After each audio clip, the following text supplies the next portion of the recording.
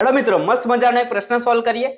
તો ત્રણ ભાઈઓની આવક 2:3:5 છે અને આ બધી કુલ આવક 40,000 રૂપિયા છે.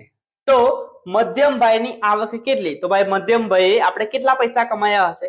તો આને તમે બે આપણે રીતથી સોલ્વ કરી શકો છો. એક પહેલી રીત, તો પહેલા અહીંયા જુઓ કે ભાઈ 2:3:5 છે, બરાબર. તો આનો પહેલા તમે સરવાળો કરો તો 2 + 3 + 5 તમારા કેટલા થશે? ટોટલ 10 થશે. હવે જેની તમારે શોધવાની છે એ આપણે લઈ લો. તો અહીંયા શું કે છે?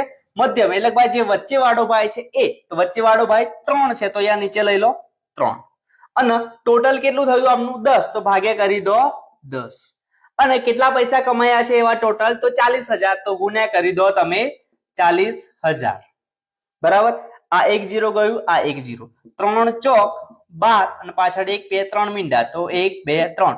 તો 12,000 રૂપિયા વચ્ચે વાળો ભાઈ કમાયો હશે. આને તમે બીજી રીતના પણ કરી શકો છો. જો અહીંયા જેમ છે, શું છે? જેમ. તો જેમ જ્યારે પણ હોય તો ત્યારે યાદ રાખવાનું ભાઈ વચ્ચે આમની જોડે કોઈ એક સંખ્યા ગુણાયેલી હશે.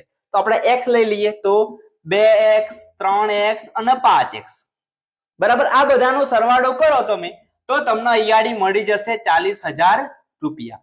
તો આ બધા 10 થાય છે, તો 10x બરાબર 40,000. આવા 10 ગુણાકારમાં છે, પેલી બાજુ જાય તો ભાગાકાર. તો 1 0 ગયું, 1 0 ગયું. x બરાબર મળ્યા તમને 4,000. હવે વચ્ચે વાળો ભાઈ 3x, તો 3 ગુણ્યા 4,000. તો 3 ચોક 12 ને પાછળના 3 0. તો એમ પણ તમને 12,000 મળશે. અને તમે આ આગળ વાળા ભાઈ, છેલ્લા ભાઈ, તમે બધાની જે રૂપિયા કેટલા કમાયા એ પણ તમે આની રીતથી આપણે તમે ગણી શકો છો, બરાબર. તો ટેટ 1 ટેટ 2 માં આવા જ નાના એટલે ભાઈ સિમ્પલ પ્રશ્ન તમારા આવવાના છે. તો સરસ મજાનું ગણિત શીખવા મને એટલે ભાઈ હેમાંગ વાંચીને ફોલો કરતા જાઓ. Thank you.